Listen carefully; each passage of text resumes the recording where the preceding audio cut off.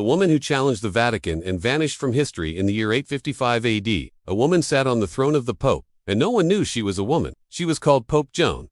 And if her story is true, she changed everything before being erased completely. According to medieval accounts, Joan was a brilliant scholar raised in Mainz, Germany. Denied access to education because of her gender, she disguised herself as a man. She traveled to Athens, studied theology and philosophy, and eventually made her way to Rome. There, under the name Johannes Anglicus, she rose through the church ranks, becoming a cardinal, and finally, the Pope.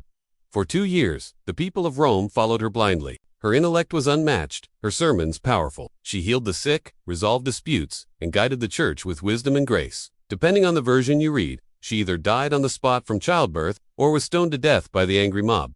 But truth does not stay hidden forever. Peter's Basilica and the Lateran Palace. She suddenly collapsed, and in that moment, she gave birth. While riding in a procession between saints, the crowd was horrified. Shock turned to rage.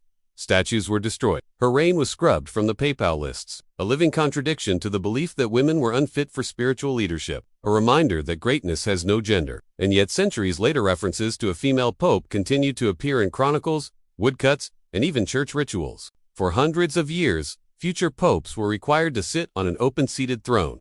To verify their masculinity, the church, in response, removed her name from every record.